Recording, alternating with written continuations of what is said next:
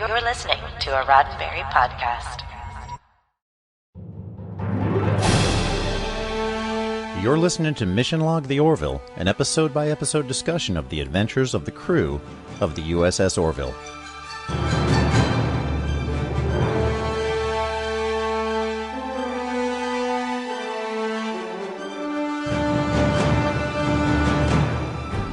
Welcome to another episode of Mission Log the Orville, and you're going to join us as we follow the crew of the USS Orville through a Class 2 spatial fold and investigate the episode Into the Fold for meanings, morals, messages, and to see if it aligns with the Roddenberry Star Trek philosophy. I'm Jessica Lynn Verdi. And my name is Mike Richards. Mission Log the Orville is a conversation that depends on your participation. Share your thoughts, ideas, and tell us what we missed at ML_the Orville on Twitter, Mission Log Pod on Facebook, or email at missionlog-theorville@roddenberry.com. If you're watching this on Roddenberry YouTube channel, you can also hit like or subscribe. And remember, we may use your comments on an upcoming episode. Now here's Jessica Lynn Verdi with the recap. Oh my goodness. Wish me luck. Into the Fold. Going on a family vacation apparently does not get any easier in the future, especially when it comes to wrangling an anxious tween and a disaffected teenager. Claire, Dr. Finn, is ready to take her kids to a play planet, but as they're loading on the shuttle, they learn that their pilot, John Lamar, will not be taking them, but Isaac will be. Crap.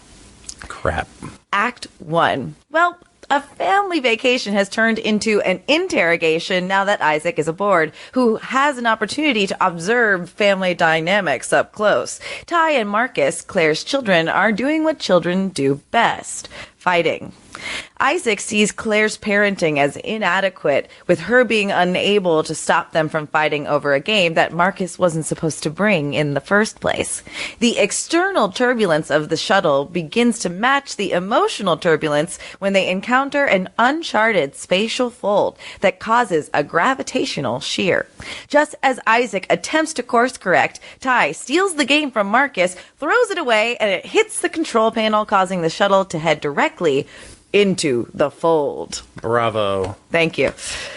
Are we there yet? Well, wherever they were, they're now 1,000 light years away in uncharted space. Oh, and the ship's outer hull is very badly damaged. Landing the shuttle is imperative before it breaks apart. Luckily, a moon close to their location has a breathable atmosphere. As the shuttle careens towards the ground, Isaac commands Claire to go to the back of the shuttle to help stabilize the hydraulics. I think that's what he said. She accomplishes the goal, but they are still headed for impact. She buckles herself in just in time for the shuttle to hit a peak of a mountain, fracturing the shuttle and separating Claire from the kids and Isaac. Marcus has suffered a dislocated kneecap, and Isaac repairs the damage by popping his knee back into place without missing a beat. Yeah, Claire, he did. He fixed the program. Claire is seen unconscious on the ground and dragged away by an unknown being. Act 2. Isaac triangulates where Claire most likely landed, leaves Marcus with a weapon in order to increase their chance of survival without him by 24%, and sets off to find Claire. Despite happening upon the wreckage, Claire is not to be found. In a truly horrific moment, Marcus and Ty are descended upon by frightening humanoids that attempt to abduct Ty. Isaac has returned just in time to shoot that monster man away. Meanwhile, upon the docked Orville, upgrades are going perfectly boringly. The crew becomes aware that Dr. Finn and the kids never arrived at their destination. They can put upgrades on hold, but the navigational array is literally in pieces on the floor, so Lamar has to triangulate their whereabouts the old-fashioned way, with star charts. The bickering kids prove to be a distraction to the highly superior Isaac, to the point that he resorts to quoting Claire perfectly in an attempt to make them stop, despite criticizing her effectiveness before. The dysonium is depleted in the shuttle. They can't do a better search for their mom, nor can they send a distress signal to the Orville. After a suggestion from Marcus, Isaac is able to determine that there is dysonium on the planet because there are trace amounts of it on the hull where the shuttle impacted the mountain. Claire awakes in a cell and a figure opens the door, revealing her captor. He delivers food to her without answering any of her questions properly, and despite telling her that she's in a safe place, Claire feels anything but. Act 3. In the morning, Isaac and the kids head to find Dysonium, and yet another argument over the video game prompts Isaac to take it from Marcus, throw it in the air, and disintegrate it with his weapon. Boom! Isaac takes this opportunity to tell Marcus that the way he treats his mother would suggest that he doesn't care about her. Literally replaying back the words that he said to her just yesterday.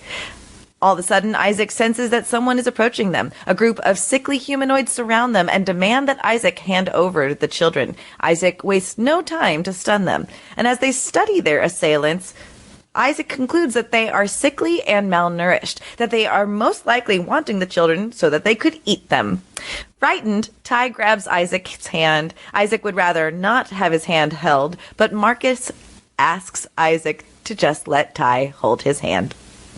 Claire's captor returns to find that she has not eaten the food he has so generously given her. He introduces himself as Drogon, saying that it was lucky he had found her. A biological weapon put into the water from a war years ago caused millions to die, and the very few that survived mostly turned to cannibalism because resources are scarce. Drogon's foresight, food, and water storage prevented him from taking that route, and despite any of Claire's requests, including asking for her communicator to be returned to her, he only continues to insist that he is her only hope for survival. Isaac, Marcus, and Ty must cross the river in order to continue their journey. Wait, what did we just hear about water? What was it? I don't think it was poison. Oh, Ty falls in, but is apparently undamaged by Isaac's surmisation. Act 4. The Orville finds the spatial fold, realizing that the shuttle's ion trail leads right into it. Despite not knowing where it will take them, Mercer commands the Orville to go into the fold. Boom. On the other side, they are in uncharted space and find no distress signal. The closest star system reveals 62 habitable moons, but there's no way to search for Claire, Isaac, and the kids except for one world at a time.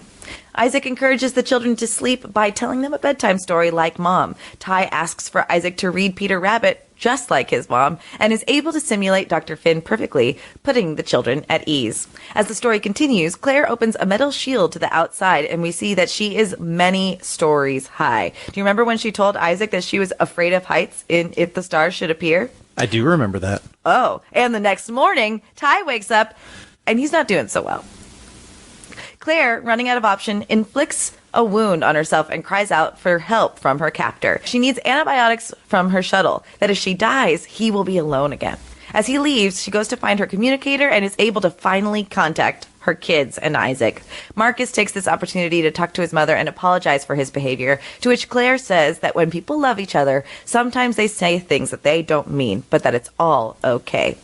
She makes a break for it, attacking Drogon as he returns. Just try and stop a mother from getting to her children. Claire makes her way to the crash site and is able to get a blood sample from one of the infected before rendezvousing.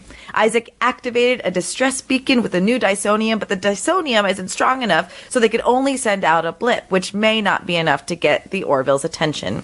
With the sample of the infected blood, Claire could create a cure, but would be unable to do so unless she were aboard the Orville. Isaac reaches for Claire's hand, perhaps unsure of how it will be helpful, but eases Claire's sense of despair about her dying son. The blip has worked, and the Orville is on course to rescue. Biosigns reveal Claire, the kids, and Isaac, and also dozens of hungry human eaters descending upon them. Isaac, who is standing watch, is beyond outnumbered. He stuns as many as he can, and Marcus offers to go and help. After a few missed shots, Marcus gains control over the weapon and is able to help Isaac. But just when it seems unlikely that they'll be able to hold them back, rescue arrives and scatters the attackers. Aboard the ship, Claire has found a cure, and Ty is recovering. Once Claire is able to synthesize more, Kelly suggests perhaps delivering the cure to the moon if they'd be willing to accept their help. Isaac briefed Ed about what happened, but before Claire can deliver her end of the story, she goes to Isaac herself to thank him for taking such good care of her children. With one final observation, Isaac shares that he's become quite fond of her unruly, disrespectful children. And as Claire puts it, he's now one of the family, a.k.a. in the fold. Very nice. Oh. So I was writing the intro, and I was like, the spatial fold, where they go into the fold. Oh, I get it now. You get it now. Yeah, they went into the fold, didn't they? They went into the fold. They sure Yeah. went into the fold. Yes. So, looks like we made it through that recap. And with that poisoned water, let's just say it's a good thing that they didn't have to make it through the rain. Oh, no. But Are you these did a going nice to be job. things, things I'm not going to know anything about? But my God, we need to get better people. I'm just kidding. We have great people. We need to get better people. We have the best people. It so. really does make me sad, though, for whoever Ed Mercer is talking about when he says that about his crew. Because the guy spills soy sauce on his pants, right? Yeah, and he put that in the damage report. Yes. I spilled soy sauce on my pants, sir. My God, we need to get better people. We need better people. Yeah. So it's probably a good thing I was not doing the recap tonight, because if I did, I probably would have tried to work as many Barry Manilow songs into the recap as possible. So Missed opportunity. Listeners, you have all been spared that. So you can thank Jessica for writing this week's recap. Hold on, though. Okay, so let me see if I can go backward. Just as the Orville crew goes to rescue Claire, Isaac, and the kids, it looks like we made it. Okay. Despite Isaac being unable to show human emotions and only having 2 lights for eyes, he can't even smile without Claire. Even now, as the hungry human flesh eaters descend upon them, I write the songs. And you know what? It's clear that maybe Claire, though unable to find a human mate, it might be ready to take a chance again with Isaac. I am welling up in tears right now. If you're watching this on YouTube, you can see that I am emotionally touched in more ways than one. But I agree, Barry Manilow is an underappreciated genius. As all of those songs from Mandy to I Made It Through the Rain, released between 1974 and about 1981 or 82, just string after string after string of soft rock big hits. So definitely do think he is a genius. 41 number one hits. Is that what you're saying? No, that's when he started writing. Was in 41. Oh no, from 1971. I meant to say from 1971. I may have misheard you. 81 or so were kind of his big years. Although he's been a prolific songwriter and singer for decades. It totally tracks that Seth MacFarlane likes Barry Manilow, though. Do you know what I mean? That is not surprising to me. And that he would use this platform to further the influence of said Barry Manilow. Seth MacFarlane has an agenda, and it's getting us to take crooners more seriously. Crooners. I love it. This episode is directed by Brannon Braga. No introduction needed there.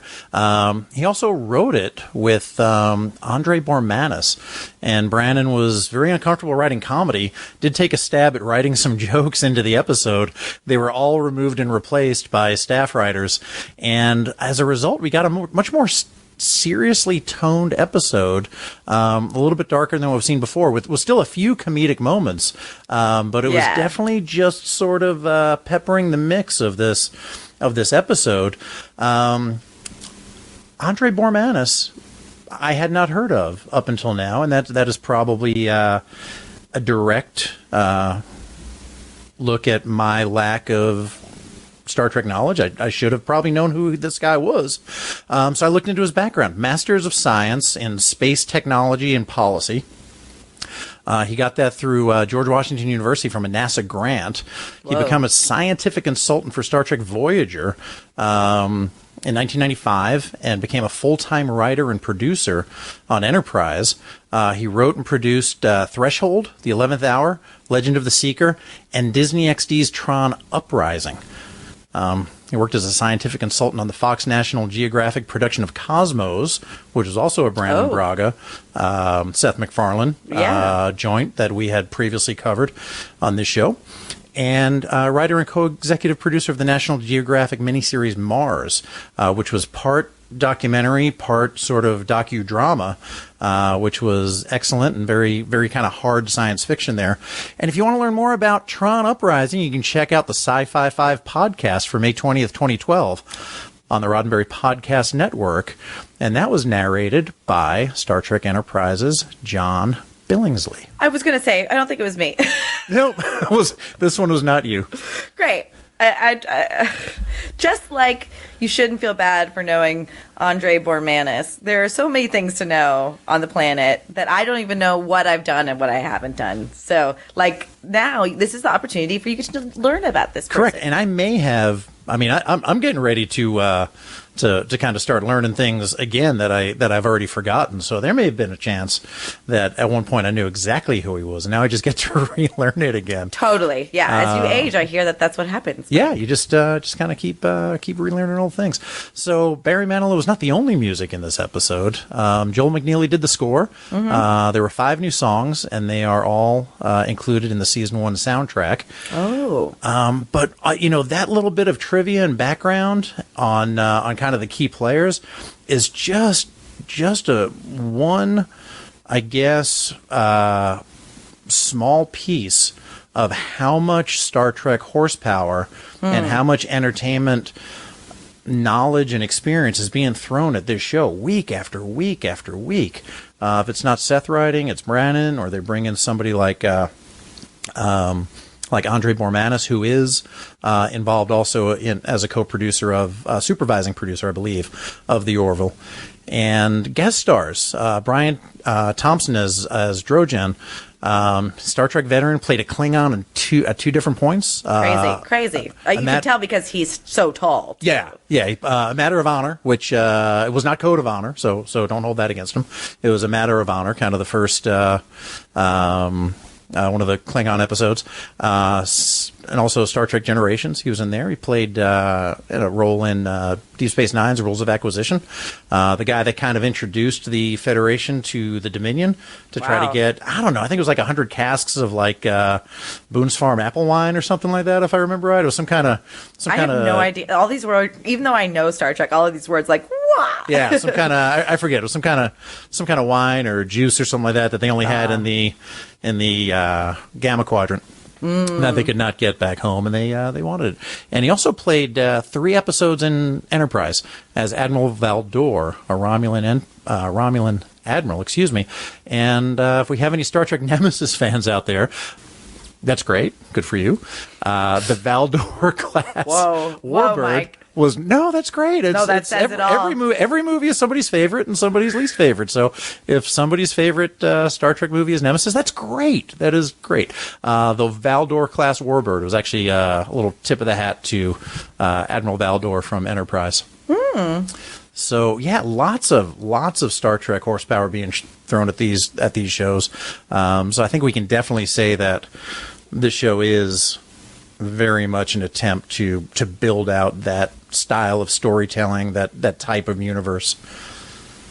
And it is odd to me when I think about it. Like, basically, he is doing Star Trek, right? Seth MacFarlane is doing Star Trek. And you, in one way, you could be like, that is crazy. You are just basically ripping off this show. Because, like, imagine if we had Star Wars, but it wasn't Star Wars, but it might as well have been Star Wars. Like, but it was called Battle Beyond the Stars. Correct. 100%. But if I take a step back and think about all the CSIs that exist and all the procedurals that exist and all the soap operas that exist, they're the same flippin' show over and over again. Oh, yeah. With interesting story. I'm not saying I watch Grey's Anatomy. I know what I watch.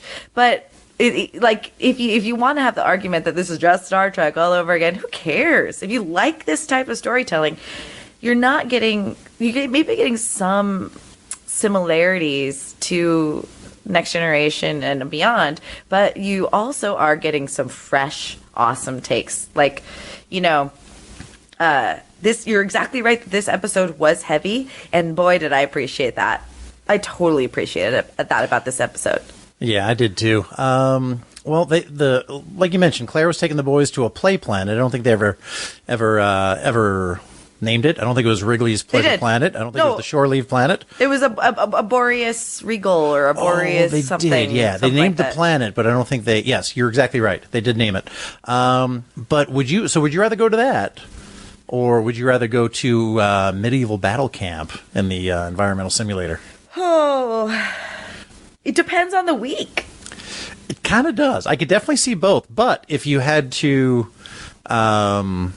If you had to choose this week, what would you choose? Oh, I think personally, Probably the battle simulator. Yeah, I kind of would too. I think that's what I would go for. I mean, especially because like you're also going to get worked out. You know what I mean? Like I need a workout more than I need to like screw off and have some fun right now. Yeah, and I'm not saying that recent events have caused me to try to stay in more than I normally do. But if I had an environmental simulator in the house or on my ship, I'd probably do that rather than head out somewhere. I mean, my phone, I basically, the most intimate relationship I have right now is with my phone. So it's not like it's much different. I get it. I really do. So Dr. Finn has some quality help stepping up to help her out. Dr. Parley is going to be working full time. Okay. Yeah. What does that mean? Did we get to see a lot of Dr. We did Parley? not. We did not. Kind of reminded me of Dr. Solar in Next Gen, who appeared in one season 2 episode, and she got mentioned. Oh my God! Again during the remainder of the series, but I don't think we ever saw Dr. Solar ever again. And I dare say, I'd be very surprised if we ever see Dr. Parley, or even hear of her. Or More him, than likely, or them, won't. We ever won't again. We won't probably ever again, unless there is a B shift that we'll never need to know about. I think I mentioned the last episode that I've been rewatching Community, and in season 6, feel however you will about it, they are like trying to like find new cast members, and they reuse an actress to become like a main character in the season 6 who appeared as an IT lady in season 5, and then in season 6 they talk about firing that useless IT lady that she was. It's adorable little callback to yes, we know it was played by the same actress, but you just sometimes that parlay is there for a reason. I love Community, and I am all in on season 6, which, if I remember right, was only available on Yahoo's screen. At the time, yeah. And now it's all on Hulu and Netflix. So I've been rewatching all the episodes over and over again, and it's just we were watching it live, or not live, but as released on Yahoo's screen for the last season. Wow. And rather than jump into the what your pitch would be for season 7 of Community, because I know what mine would be. Claire she needed a pilot. Yes. Yeah, it sounded like maybe they were looking at John to be the pilot. John Lamar. I have the same question you have here, so I can see your notes. Okay. And my question is like, what is she so upset about it not being? Well, she's not pissed that it's not John. She's pissed that it's Isaac. Yeah, so I think maybe she was used to the idea of it being John. That she probably was okay with that. Isaac, we all know, has a superiority complex. They kind of introduced him as such in the first episode. The Kalan think they are superior to biological life forms. I think as they put it. Yeah. So she probably knew that would be kind of a buzzkill. Well, she also does say that she was looking forward to Lamar wrangling the kids. Wrangling, yeah. I was going to say ride and herd, but I think she did say wrangling. Well, essentially that. On the rides and stuff. Mm-hmm. Like, I think that meant he was kind of going to be on the trip with them to some extent. And I think she looked forward to having, like, another human there to... to put them in order too, because they're probably not going to act like A-hats, in front of Lamar, or maybe they will. But they were acting like A-hats in front of because Isaac's not a real person as far as they're concerned. And this will. This is something I want to talk about when we get to the morals, messages, and meanings, or like deeper thoughts about the episode. Yeah, it just seemed like they're. Oh, go ahead. Oh well, just that I'm sure also Claire was looking forward to. Letting her 2 young boys hang out with another male too. Yeah, like kind of a functional adult human. Yeah, not necessarily role model, but somebody who could help her out. Yeah, and I don't think there's anything wrong with that. When you're a single parent, and we learn that she is a single parent willingly, you have to be aware of. The people that you invite into your life are going to leave an influence on your children. So it's clear that she was welcome of Lamar's influence that he was going to have on the kids. Yeah, totally. it just seemed kind of like a very quick, and I know there's just a limited amount of time to tell these stories. They got, 42 minutes on network TV. Right. The Hulu episodes are supposed to be longer or shorter, just depending on however long they take to tell, but they're saying that some of them might go up to an hour. Yeah, I love that about TV nowadays. It's like, we're just going to tell a story, and we're not going to worry about commercial breaks because you're in, like you're buckled in. Yeah. I actually find now, especially with streaming, I can tell when things have to happen in episodes if they're still writing for commercial breaks, because I'm like, well, we don't have any more time to focus on that, so they have to like fast forward through this problem in order to get to the end of the show. So, yeah, and I think that's why the eye roll and then crap to round out round out the prologue. Referring to him as a talking hubcap. I always thought of Isaac as more of a walking chrome toaster. I'm just kidding. No, I'm kidding. Either one of those things, if it's a sentient life form, I don't feel like being that belittling is really super appropriate. Yeah, but he was judging her. Yes. And so I'm not saying it's fair, but we've got two people that we got two beings that aren't at their best. She's under stress, and he's not reading the social cues very well. So maybe offer a little bit of grace? I think for both of them. Because Isaac is annoying as all get out. I can see that. I can see her feeling that way. Yeah, I can too. And you know what? We actually come back to that later on with that offering grace for one another. And we'll chat about that more when Claire speaks to Marcus about their last words together. So that, I think, was actually probably a really good bit of foreshadowing. Yeah, you're totally right. Now that we sussed that out, I'm glad we had that conversation. Great. So a little bit of fact checking when Captain Mercer was giving away all the secrets of the Orville to Captain Priya Levesque. He told her that the Orville could go about or maybe more than 10 light years per hour. So in order to go 1,000 light years, a little quick math, now try to follow me. Okay, I already am not. That would take 100 hours to go 1,000 light years. 100 hours is 4 days and 4 hours. Okay. So Isaac said it would take, I think he said 2 weeks or a couple of weeks. I think he said 2 weeks. 3 weeks or something? Yeah, for the Orville to reach them.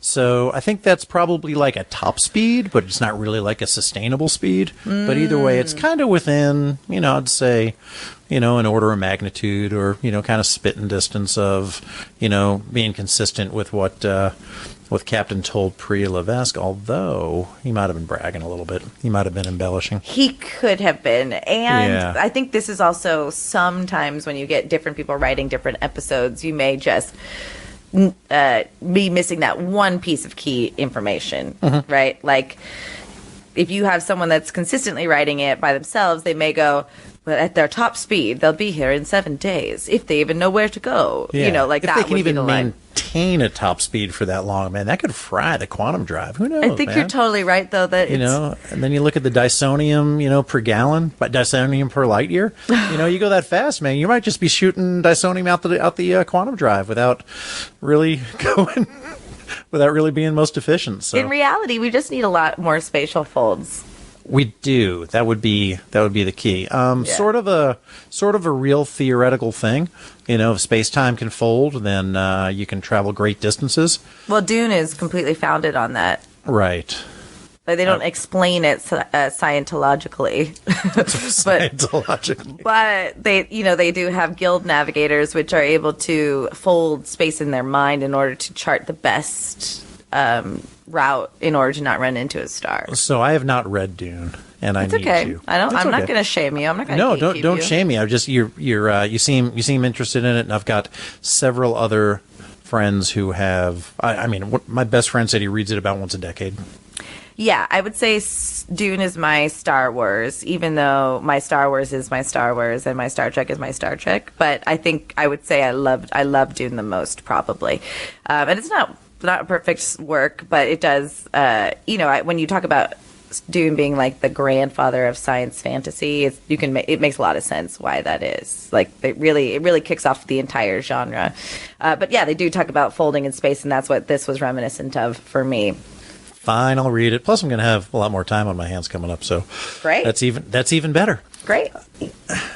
As a sci-fi fan, what do you think? Just in general, we're 8 episodes in right now. Yeah. What do you think of the special effects, the ship scenes, the shuttle scenes, in general, and then maybe kind of specifically in this episode? It's a good question. I think nothing has pulled me out of it and made me think too hard about the fact that I'm watching a TV show. I think everything's been... Like, you can see the CGI. It's not that you can't. Although I do love that they have a practical shuttle bay with a practical shuttle. And so they do have a lot of practical sets that are really very good, I would say. Like, again, it seems like they're like... The set and the design is like on the minimalist side of things.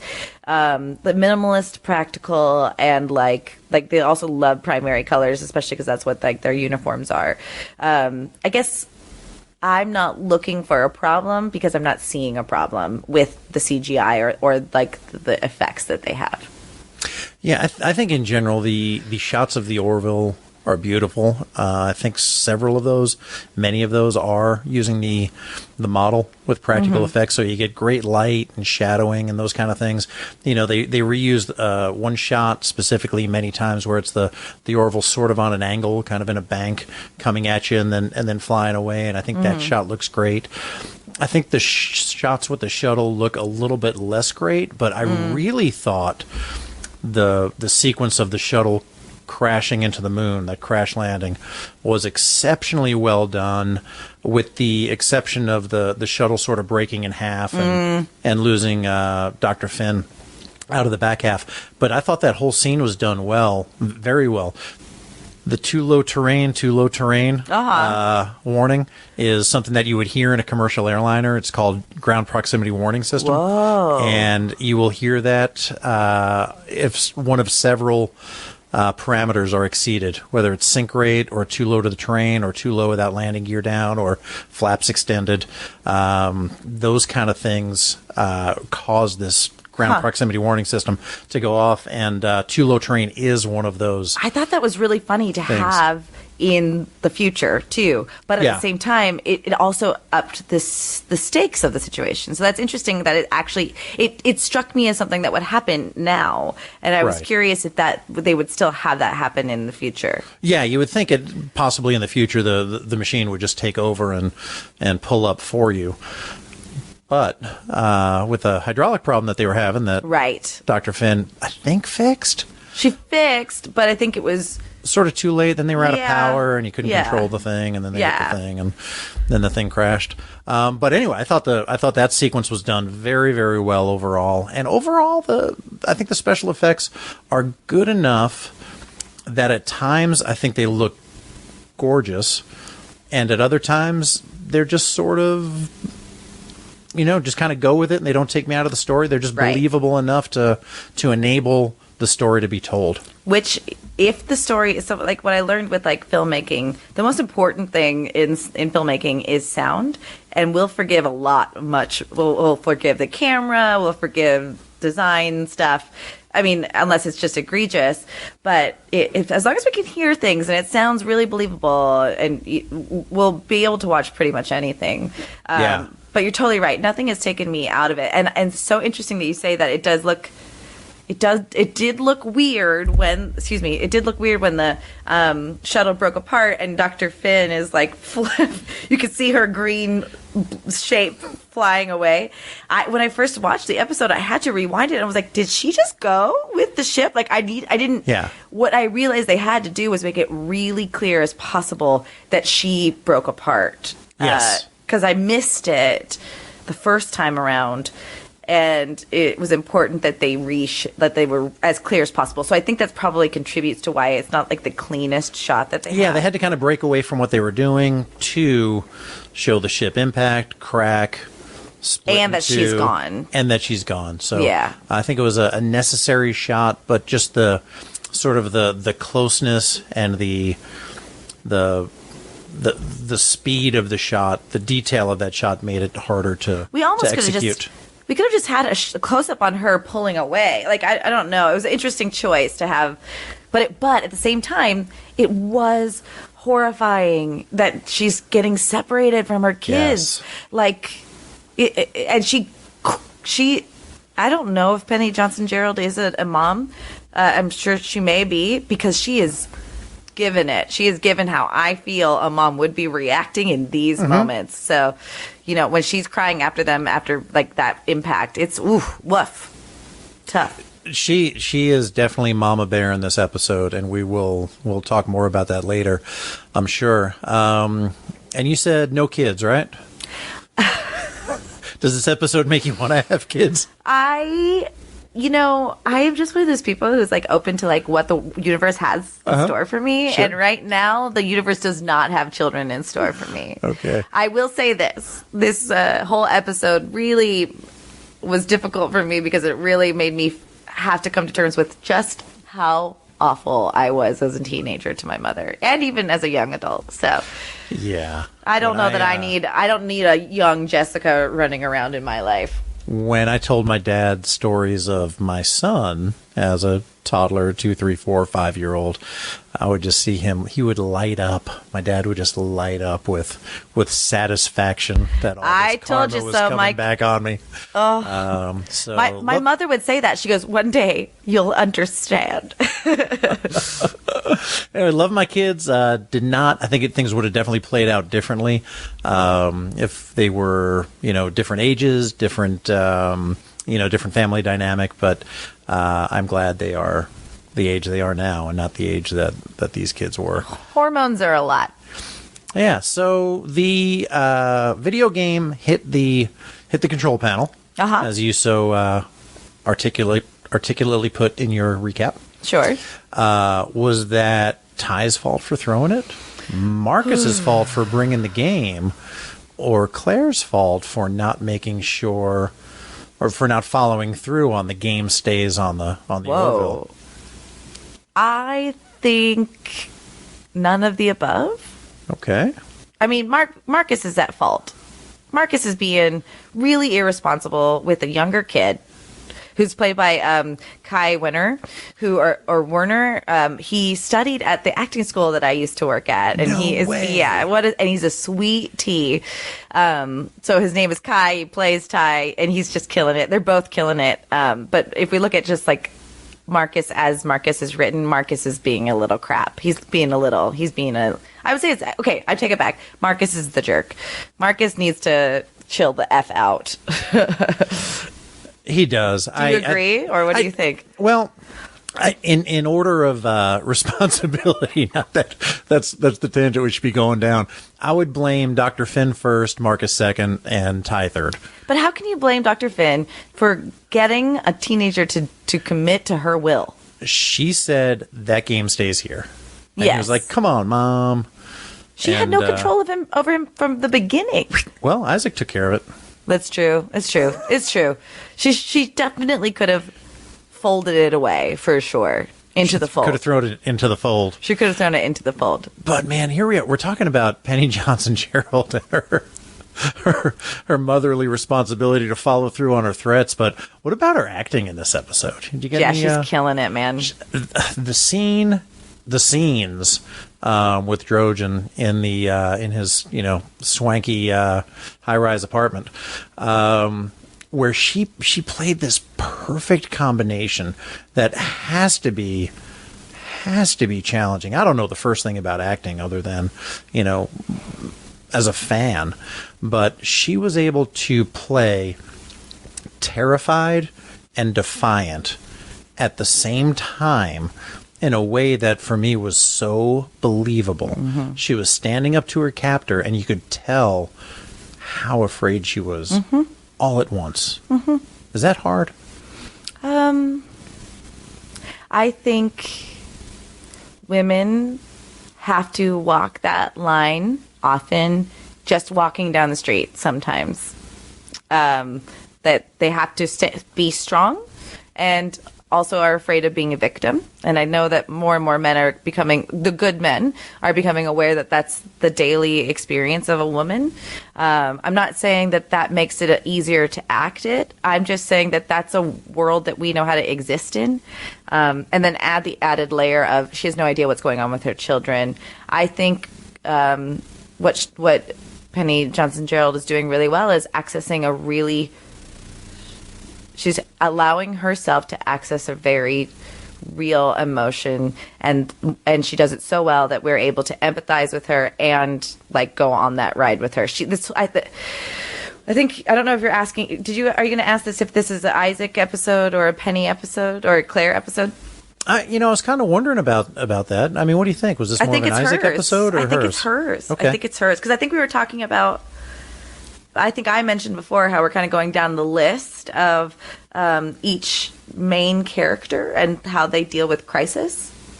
Like we saw Kelly get captured. Command Performance with Alara Katan. That one. Lamar, go to potentially, getting jiggy with Mela Griffindon. Have we had Gordon's episode yet? I think Chris and Devin. There we go. With Krill. Yeah, that's fair.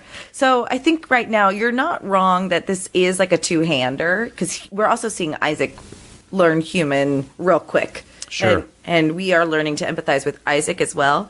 But I don't think the show has as big of an impact if we can't get an actress to really allow us in on the journey that she took us on.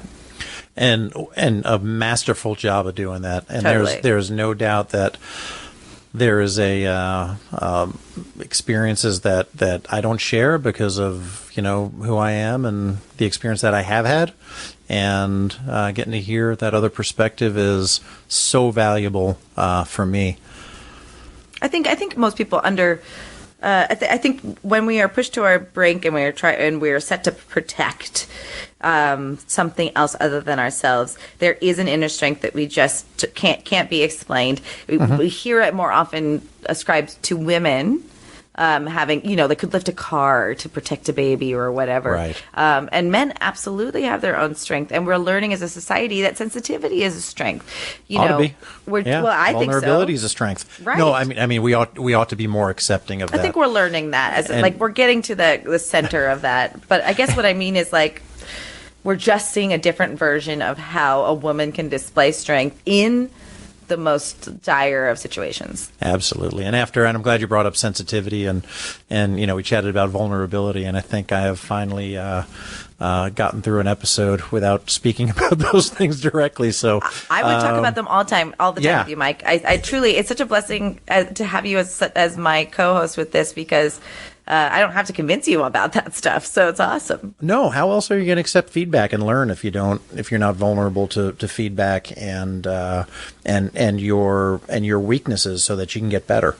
I get it, though. It's tough. We're all on that journey to getting there to accept it. So, yeah. And I will say, the sooner as an actor that you can be less afraid of how that looks on you, the better you can perform like Penny Gerald Johnson did. So good. Penny Johnson-Gerald. Penny Johnson-Gerald. So we have her, yep. And then we had Mark Jackson playing Isaac. Uh-huh. Now he's behind a mask. And he has two eyes that we learned are only there for aesthetics that don't really emote, although they do seem to emote based on just maybe a little bit of different brightness levels and things like that. I guess I haven't even noticed that. Yeah, totally. But one of the things that I've been taught in interpersonal communication is that words only account for about 7% of communication. Tone is much more, about 38%. So you can hear, from the tone of somebody's, upset or whatever, just it communicates more. And then body language is much more in the 55% range. So what does Mark have to work with when he's playing Isaac? He's got words. There's not a lot of tonal shifts that he has. And there's very sort of limited robot body language. Yeah. And that's it. However, I'm thinking specifically of the scene where Marcus was helping fight back against the attack of space zombies. And this race was never given a name, so I'm just going to call them space zombies or space cannibals. Sure. They were repelling that attack, and Isaac was saying things like, "Wait, hold your shot. Mm-hmm. Good job. Better. Mm-hmm. Well done." And you could hear this mentoring and this encouragement and this support with no tone with no real Yeah. body language and like just the words, but it was such a, to me, a remarkable and believable moment where he was providing the boy with positive feedback, with giving him confidence, constructive criticism, instruction, mentoring, and I really have to owe that to the words come from the writers, right?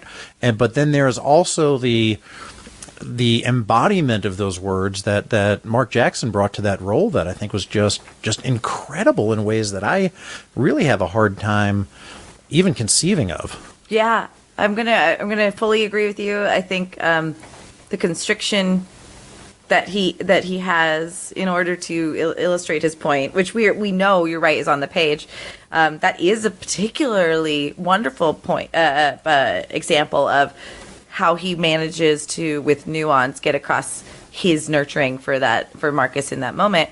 I also think too, editing is part of that, because a lot of what he does have to work with is, I'm not discluding the acting and voice acting ability and all that at all. I am saying though that the timing is also what he has to work with as an actor, and the editors did a good job to give us there's so much that can be done with what angle we're looking at somebody and where they're looking at us and what side of the camera they enter from and all those things. There's a lot of unconscious clues that can tell us how a character is supposed to make us feel. And so that scene was so wonderfully put together on all fronts that we really did go, wow, he's taking care of that child. Yes. So as a team, I think that's the bottom line. Writers, direction, editing, and Mark's acting really, really brought that to life. Fully. Very, very well. And he learned so much, and he sort of played it off later. He was like, I just adjusted my programming to deal with the experience with the boys. But he starts off by leaving them with a handgun at home by themselves. Not a great parenting tip for those out there. Mission Log the Orville does not encourage. We do not encourage that as a parenting technique, even if it does increase their odds of survival by 24%. But he went from that to taking the boys with them to look for was it Dysonium? Yeah. Not dilithium, Dysonium, so they have to look for that. And also complimented Marcus on not being as intellectually stunted as he thought he was. So that's so funny. That's a compliment. And the story, I really thought the story was that could have been a good recap also. Family went on a vacation. Their ship crashed. The mother was separated, and they don't know whether she's living or dead. The end. The end. Oh. But there's so much to appreciate about this episode. I'm sorry I cut you off. No, it is, and we can definitely see that the Isaac character evolving. Yeah, and I think we didn't necessarily see Dr. Claire evolve, but we did learn more about her, which is great. And if we look at this, we're 8 episodes in, so let's just go down the list. We've had an Ed episode with Gordon. We had a Kelly episode. We had Ed and Kelly. We had actually, I'm sorry. That was Alaris. Yeah. We had an Alara episode. We had a Bortus episode. We had an Isaac and Claire episode. We had I don't know if we want to call Majority Rules a John Lamar episode. I would say that's I'd say right. Sure.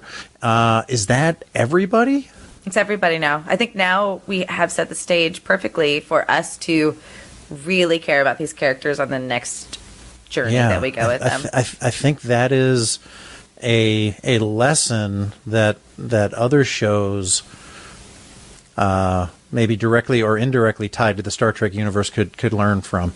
Sure, I could see that, and I think we're noticing it because we are set to the task of looking and examining at this show. I'm sure other shows do it without us realizing it, and also we have a huge cast here. So a huge, wonderfully diverse and incredibly talented cast. So because we had the opportunity to get to know each actor and character intimately in order to set the stage for future episodes, we're just kind of seeing the pattern for as it is. So I'm all for you encouraging it in other shows. It just may be happening without us realizing it. All righty. I'll keep my eye open. Hey, you ready to get to the next segment? I am ready to get to the next segment. I'll see you there. All right.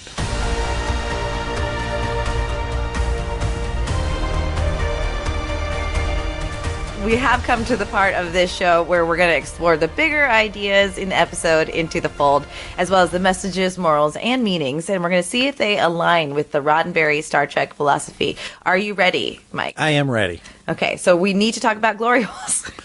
Sure. No, I'm just joking. Well, let's, we'll get to that maybe here in a little bit. But so we had basically 3 plots going on, right? I think in Next Gen and most modern Star, or we'll say like Berman era Star Trek. Sure. Berman era Star Trek. There's kind of like an A plot and a B plot. This one, there's kind of an A plot and a B plot and a C plot, and I watch other, modern dramedies, and sometimes there's like, all the way down to like E and F, sure, or G and H, sure. Maybe even Omicron. I don't know, like lots of plots. No, don't say it. Lots of plots. So we had basically an A B. We had Isaac and the kids. We had Claire. Originally, I had Claire and Drojan, but he was only part of it. But we had the Claire plot of her trying to get back. Yes. And then we had the Orville and the glory hole, yes. which is how I put it, or the spatial fold, as we say. As everyone else besides Gordon says, yes. Yeah, that was some funny stuff. I laughed out loud. So I want to talk a little bit about Isaac's sort of growth, or even just like adapting his technique for protecting the children. He left the kids to go look for Claire, to go look for the other half of the shuttle, and left them with a weapon, like we said. And then he came back and he saved the kids.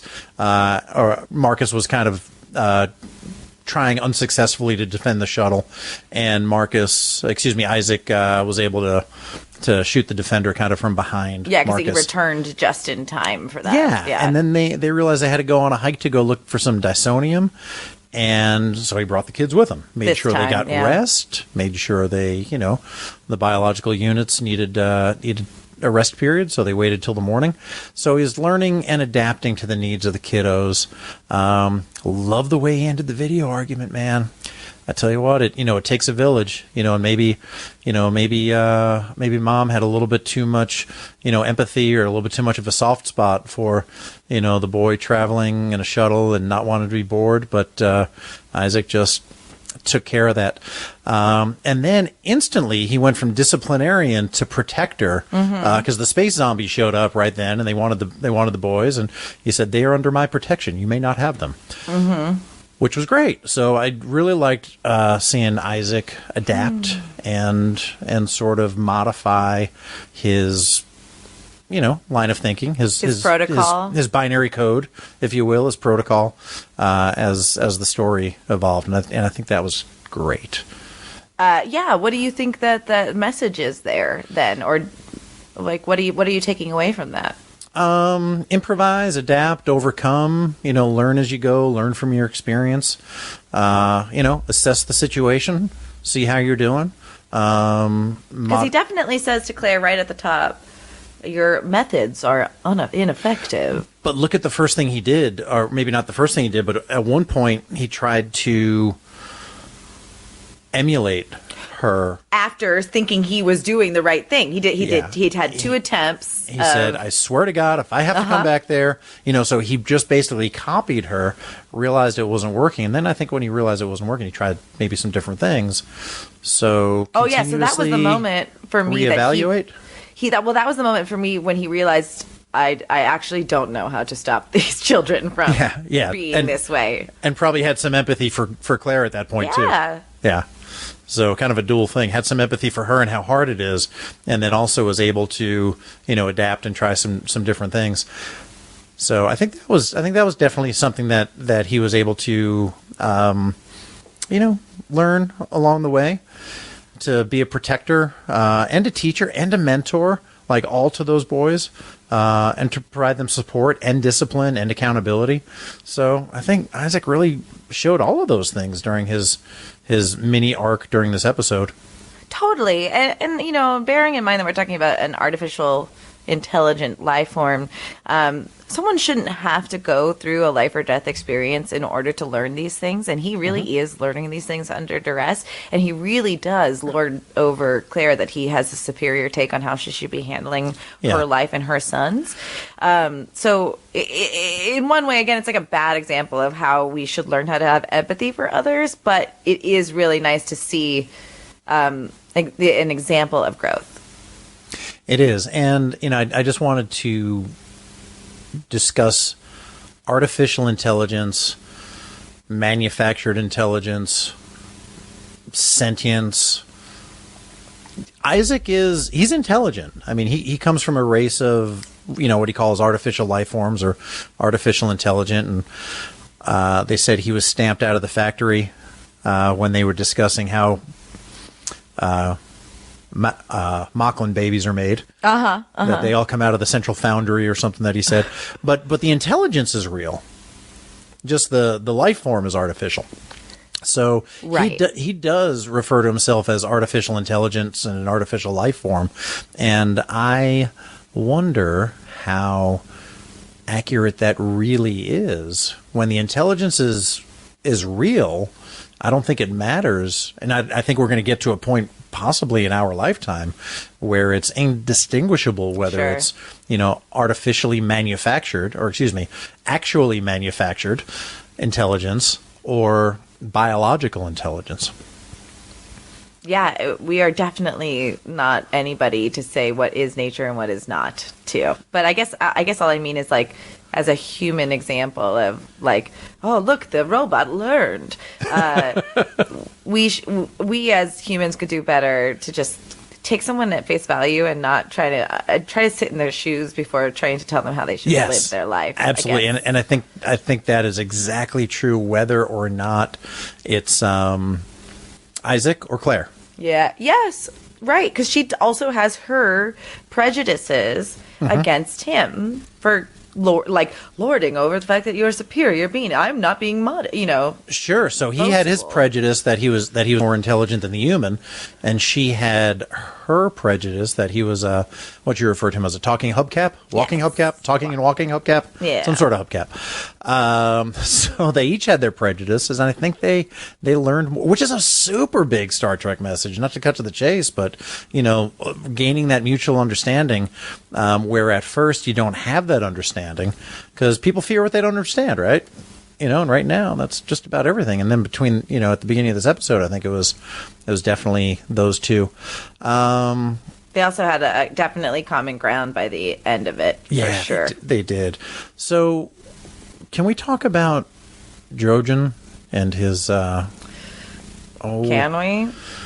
Yeah. Yeah, no, I think we should. I think you're right. So he drags Claire away. I can only imagine if there were Claire and the kids and Isaac there.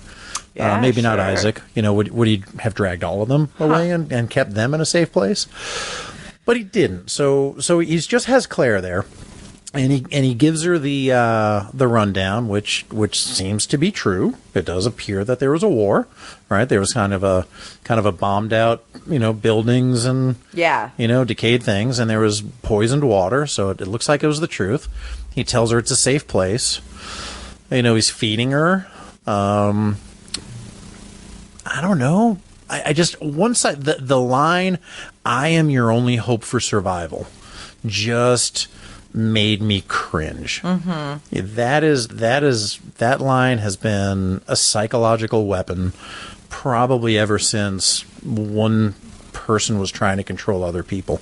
It's a way to manipulate, control, make somebody feel helpless, make somebody feel that the only option that they have is to put all of their faith and all of their loyalty to that one person. And when I heard that, I just cringed, and I loved that all she did was try to fight back. I mean, at first she tried to reason and appeal. That didn't work. And then she tried to escape. And then ultimately that ended with the, the fight, and the stabbing and the shooting. So let's just kind of start at the beginning. Did you feel like he was a protector a captor, just a lonely guy trying to, his get out there. His intentions are so ambiguous, Mike. Yeah. And we did need her to say, you're saying this is a safe space, but this is not how I'm being made to feel. And so it's helpful that she says that on its face because, psychologically, women do want to trust men. And sometimes if we fight back or point out something that doesn't make us feel safe, it will only make us feel less safe, or men will take that out on us. There is a whole episode we could spend on how women don't stand up to men and why they hadn't for years, because it only had negative repercussions when someone that it could go from all the way to losing a job to losing your life when you stand up against a man. And so really what's interesting is, in defiance of that and being his captive, she does stand up to him, and that could result in loss of life for her, or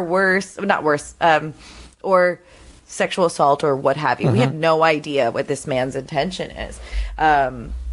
And sometimes there is a toxic masculinity where it's I must protect. I saw a weak woman, or I'm going to obviously, I can go all over the board with this. And again, I'm talking about a subsect of men who believe that men are superior to women, and not all men feel that way. That they're supposed to be the man in the relationship, supposed to be the man to save the woman, or it's harder to be a man than it is to be a woman. And so we don't know what their, if they're patriarchy, matriarchy, misogynistic or not. But yes, you're right that there's psychological manipulation going on. It's almost like he's trying to make Stockholm Syndrome happen with her. Yes. Well. Yes, very much so. I do like that she ramped things up from trying to reason and appeal to trying to escape and get her communicator back.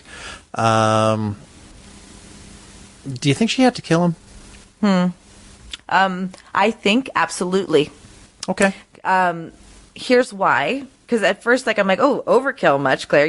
He's downed, Women... a self-defense class I was taking from a woman in the FBI.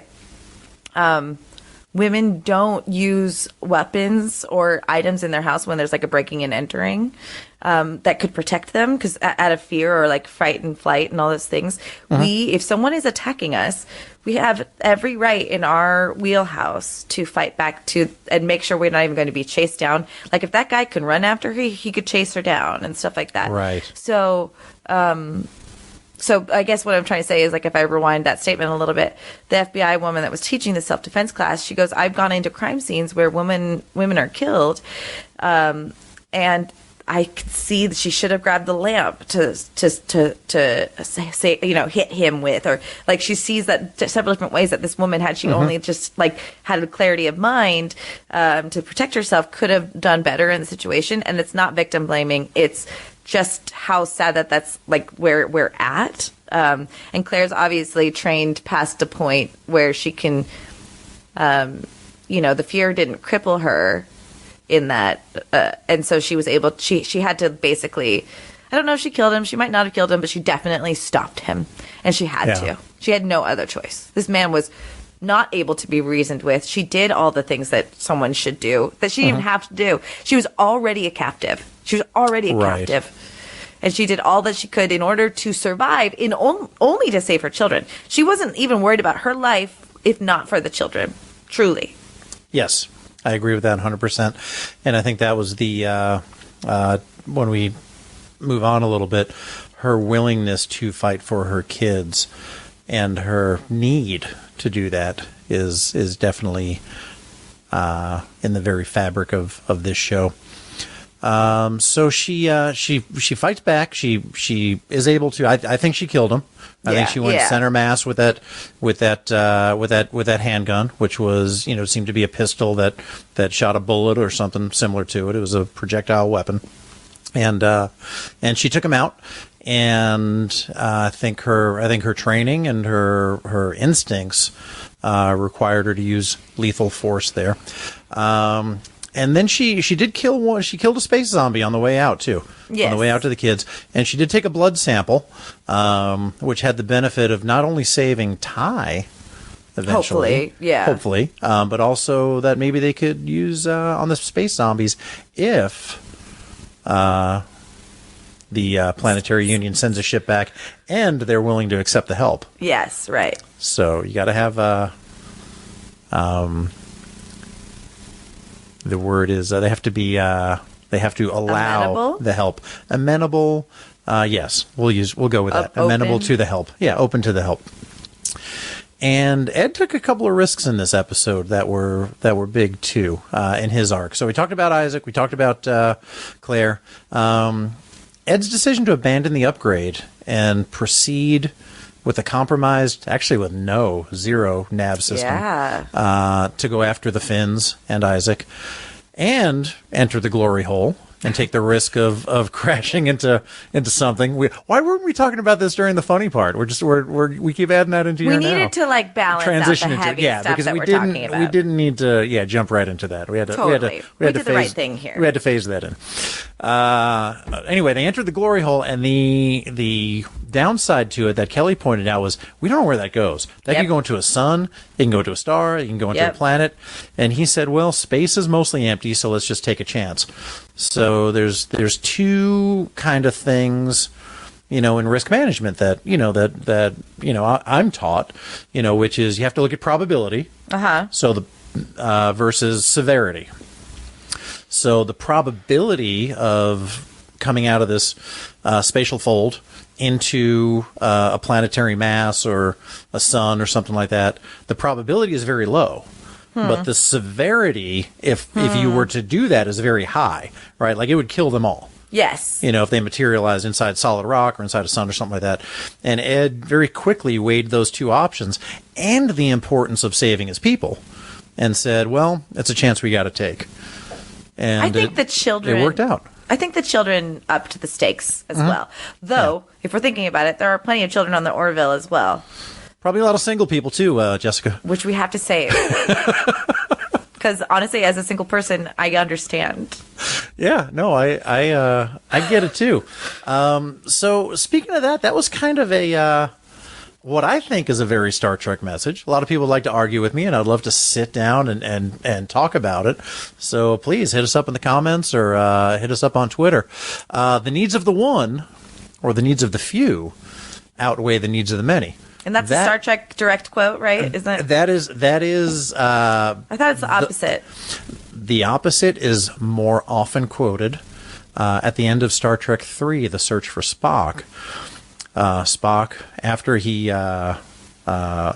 experienced the rejoining, the Tal Forpan from the Vulcan High Priestess, Spock walked by Kirk and said, "My father says you came back for me." And Kirk said, "Yes." And Spock said, "Why would you do that?" And Kirk said, "Because the needs of the one outweigh the needs of the many." Which was totally flipped on its head from Star Trek II, where the reason Spock sacrificed himself was because the needs of the many outweigh the needs of the few, or the one. But both of those things are equally valid.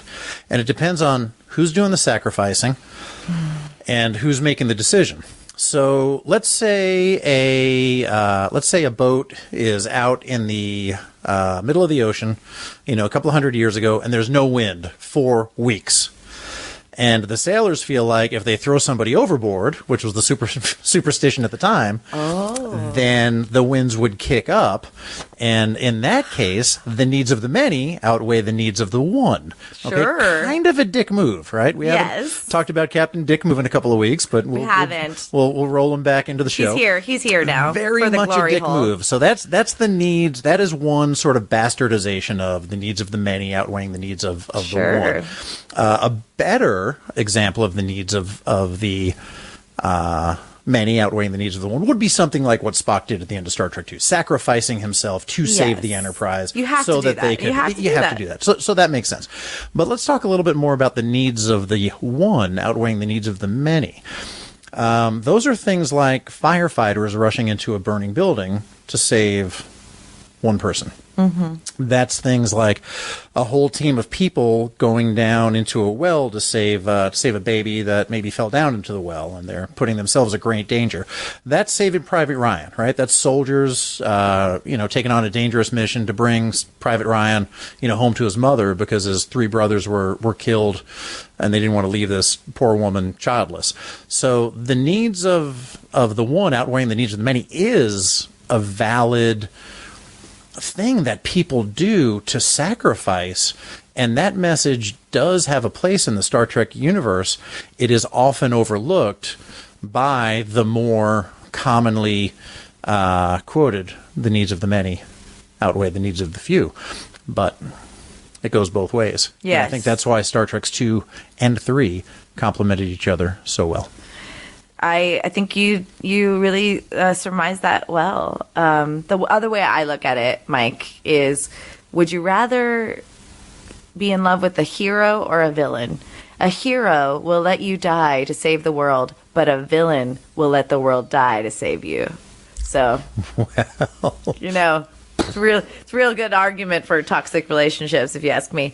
Yeah, it sure is. But you're totally right. Like, it's the trolley problem, right? Yeah. And it's hard to say at any given time what the right answer is. But 9 times out of 10, making a decision is the right decision. Also. I think you're right. I loved the conversation that Claire had with Marcus when he said, "Mom, the last thing I said to you was," I don't know what he said, "you suck." Yeah. Or that's what he said. Basically, it's not the last thing he said, but he definitely said, as opposed to "I love you, Mom," it was "you suck, Mom," which, nothing was worse in my family than when I said, we were just not allowed to say "you suck." That was one of the meanest things we could have said. Still, as much as it's become socially acceptable, still not one of my faves. I think there's more ways to better articulate yourself. But I did love that she was like, "Hey, we say things when we're angry that we don't mean." Right? We say things when we're angry that we don't mean. And she wanted to say very much that, I get it. Like, you said something when you were angry. I didn't take it personally. I know you still love me. I still love you. Don't sweat it at all. And that's just sort of her being Mama Bear. It reminded me. Did you ever watch Weeds with? I didn't. No. Oh, you did. Mary Louise Parker, young widow. Husband kind of left her with. I guess he was young, right? Nobody has life insurance when they're young and stuff like that, and they had a big mortgage and those kind of things, and a nice house. So she ends up selling. You guessed it, weed. Got it. And this was kind of like pre-legalized weed and stuff like that. I think the show was like mid to late 2000s. But eventually, as Mary Louise Parker's character developed, she ended up marrying a drug cartel kingpin played by Demjan Bashir. And she said to him, "Don't mess with Mama Bear. Mama Bears are different. You think being a father is the same thing.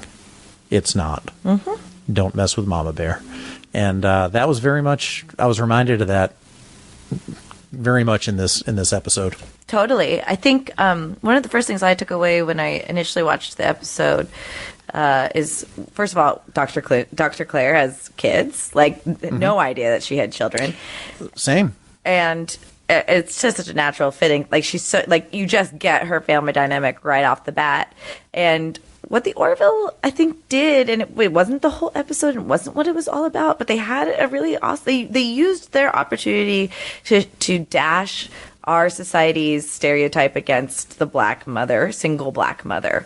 And we saw a woman who chose to be a mother, who happens to be black, and is raising her 2 black sons the best damn way she can. And, it is storytelling like that.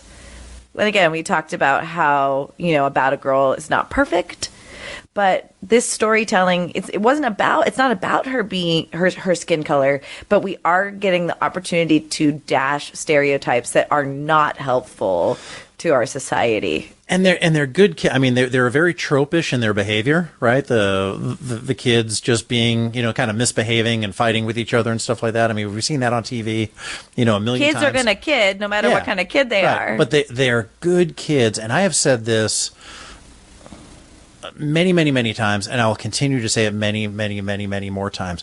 When I was a kid watching Star Trek, I saw people that looked like me aspiring me to do things, or inspiring me to do things. No, they aspired to be you. I got my life. Yeah, right, sure. Inspiring me to do things, with my life. Just flat out inspiring me to do things. And now I get to see people that don't look like me, seeing people in Star Trek on the Orville, who look like them, inspiring them to do things and inspiring them. And I think that is awesome, and it makes me very, very, very proud of my fandom. Well, and let's add just this one extra thought to that. It's important for you to see those stories, too. Yes. I forget what the phenomenon is, but if we are only getting shown the same stories and that they're of, white men over and over again, our society begins to believe that those are what are only important. So it not only... Because I was represented in so many things, maybe not always in a leadership role, or maybe like two women were against each other, so it taught me to be competitive with women. But the more I'm looking at inclusion on screen and also making sure the works I work on are inclusive and diverse, the more I'm learning about myself and others, and how to and that it's important that other people's stories are told as well. Good point. Probably maybe a minor point, but I saw it in here, was understanding the ravages of war. I think when we first saw the space vampires, I'm sorry, not the space vampires, the space zombies. different. Yes, there you go. That's different. The space zombies cannibals on this episode. Space cannibal zombies, which I guess zombies are cannibals. Zombies, yes. Yeah. We probably thought maybe they were sort of primitive. I don't really know, but then we saw that skyline of the apartment buildings or the office buildings. It looked eerily similar to 3 buildings on the north side of the city where I live. Oh, weird. And yes, very, very much so. So we can see that the ravages of war are more than it could take down a modern society as well, and kind of put them back to the Stone Age, and that's scary, right? That's us. Yeah. That's us, in kind of a World War III scenario. So definitely because every alien culture we see on these shows has some sort of metaphor that we can learn from. I mean, we definitely have the people that are preparing for World War III right now. And yeah, he was a prepper. He just happened to be right. That's the thing is, like, some of those preppers can be crazy and go, I am the savior of this. So perhaps that's like what we're dealing with this guy is like, I knew it. I was right. You know. Yep. Well, and recognize when somebody's trying to control you and fighting back. His line, "I am your only hope," that is kind of like, I alone can do it. You have to rely on me. Just lines that have been used by cult leaders and dictators forever. That's why I think it was so cringy for me. And when he said, "There's no surviving out there, nothing survives out there. I am your only hope." If she had lost all hope except in him, then maybe she's not trying to escape. She's not trying to fight back. But I think she recognized that I've got to fight back. I've got to try to find my kids. And this guy is trying to control me, and I need to fight back against that. So I think that was a good meaning moral message as well. Yeah, you're totally right. There's, again, this what we get out of this episode, in that we don't want that with not having too much comedy, we really get we're faced with some interesting, heavy storytelling that I appreciated out of this episode for sure. I definitely did too, and I still see this show, evolving. And the more I dig into the show, the more layers there are. Every time I peel back a layer of the onion, there's another one there, and another one, and another one. And I think we can keep going, but I think we're at the time where we need to talk about whether this episode aligned with the Roddenberry Star Trek philosophy, and if so, why, or why not. Well, I'm going to say what I always say, no. Okay. I'm just kidding. Of course it does. This is an episode right out of Star Trek, I think. It is. I'm a little bit torn on this one, just with a couple of the contradictions. Yes, fair. Because Claire did kill Drojan, and I think that was, she had to do that. She also killed one of the space zombies on the way out, and could have. And it was her only weapon, by the way. Yeah, could have shot to the kneecap have worked. Could something like that. You do that, you miss, and now you got a zombie right on top of you. So she did portray that to her son, that even though they may not value life, we do. So if that's the way she felt, and she killed anyway, then I think it must not have been their only choice. And let's face it, there are episodes of Star Trek where things get killed. Yeah. Right? Where intelligent entities get killed. As much as, if people say that Kirk had a reputation of, shooting first and asking questions later, I would invite them to go back and rewatch Star Trek, the original series, and the motion picture, and Star Trek 2, and it's not really until we get heavily into Harv Bennett, Captain Kirk, in Star Treks 2 and 3 and 4 and later, that we kind of get the cowboyification of James T. Kirk. The salt vampire got killed right off the bat in the Man Trap, but you know what he didn't kill? The Gorn. You know what he didn't kill was the Romulan ship. Didn't destroy that. Offered them a chance to come aboard. They self-destructed. Didn't kill the Kelvins by any other name. Had them dead to rights. Said that we could work together and they could help them reach their galaxy. So there was much more opportunities in the original series to where who you thought was your enemy in the beginning, you then came with a way to understand and then work together and collaborate for what was best for both parties. And that happened far more often than just killing the bad guy. So this episode, we killed a couple of bad guys, but I think Dr. Finn was able to get a blood sample and fashion a vaccine or a cure and save many more people. Sure. So that's a little that's a little twist on things. And I think the reasonable person would argue that self-defense is a valid defense. And especially as a woman in that situation, I think she really, the second you question what you should do, that was pretty much so. I think I forgot to mention this with the woman who taught the self-defense class. The second if you go, I don't know if I should do this, you have given your person that's attacking you an opportunity to take advantage of that. So I don't know that she had much time to go, I shouldn't be killing these people. Yeah. But you bring up a good point, though, because we have seen examples of them killing a lot, and then being gleeful about it or whatever. There's a lot of killing in this show, and I think that's something that we need to recognize. I think keeping an eye on it too with this show in particular is interesting. Yeah. There's definitely a lot more Star Trek in the show than there's not. But going back to Old Wounds, and I give you all the credit in the world for pointing this out. When we were having fun with the Happy Arbor Day versus You Got Wood, and how funny that was, you were like, hey, let's not forget a bunch of people just died on that cruel ship. And, at the time I was kind of like, yeah, but. No, not yeah, but. Yeah. Yeah. You were exactly right.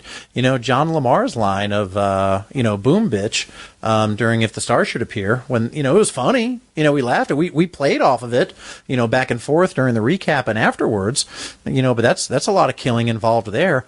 And I pulled up that clip on YouTube just to watch it. It was just a 40-second clip. It's got 24,000 views. It's got 309 upvotes and 0 downvotes. So very, very popular. Some of the comments were things like, that's exactly how I would react. One reason why the Orville is so good, the crew members act like normal people. We've talked about that. The characters are super relatable. Yes. And the humor helps with that.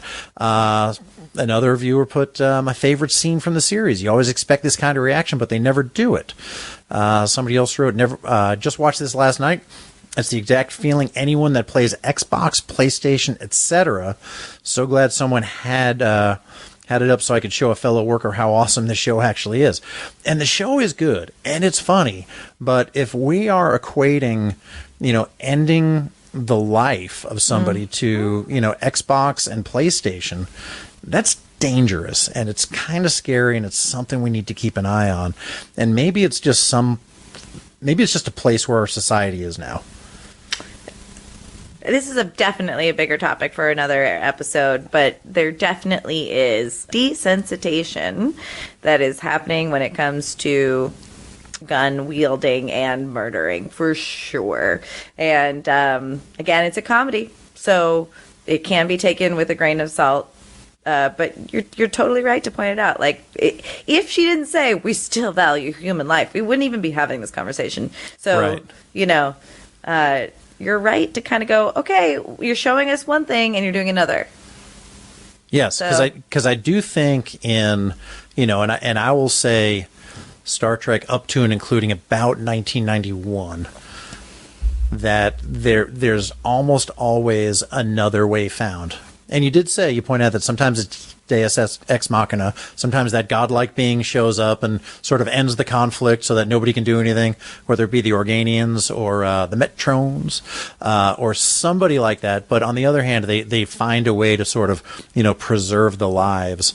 And they're not really doing that in this show.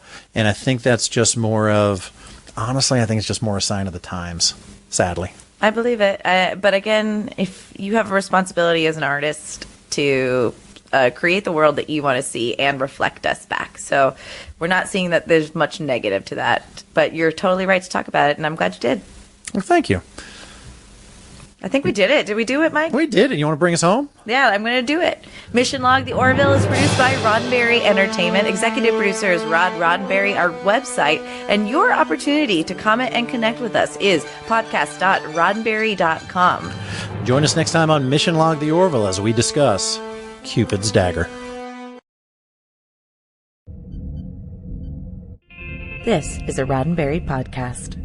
For more great podcasts, visit podcast.roddenberry.com.